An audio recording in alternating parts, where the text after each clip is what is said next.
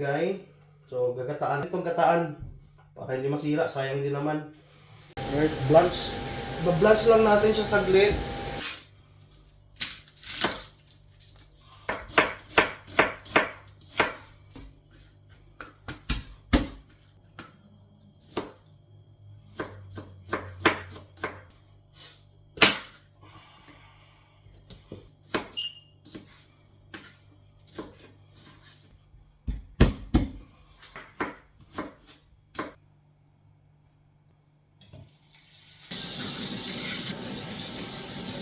Tuloy natin yung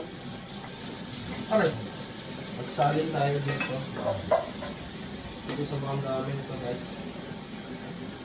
Toppings natin mamaya. Ayan. Ito napakalambot dito eh. Lambot ng isla na ito. Okay, cut siya lahat. Ano ko natin na? Lutuan. Take natin yung mga tinanggal natin kanina na ingredients. Saka natin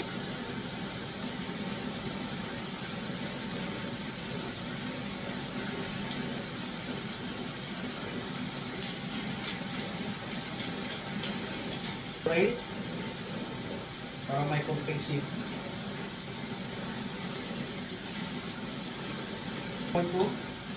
Garlic powder, bell pepper, at saka itong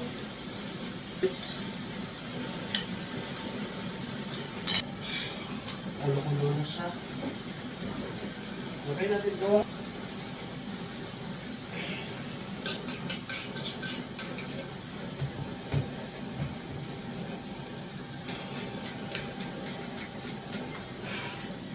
Sain tayo ng kanin. Dalawang baso.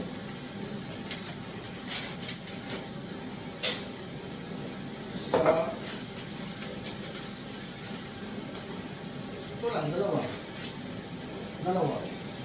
Right, buksan na natin. Yun, kulong-kulo na siya guys. Guys, malapit nang maluto yung ginataan natin na isda. Yung ulam natin, ginataan na eel. Sa yung isang klaseng isda, hindi ko alam pero basta masarap siya at saka sobrang lambot ng kanyang laman. Hapunan at saka luto na yung ginataan natin guys at ito yung aligi ng crabs tsaka yung belly na natira.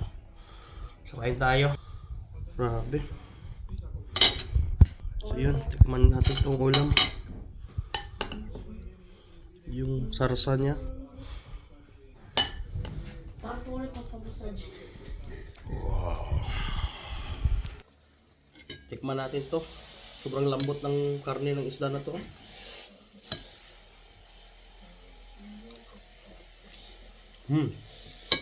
Sarap.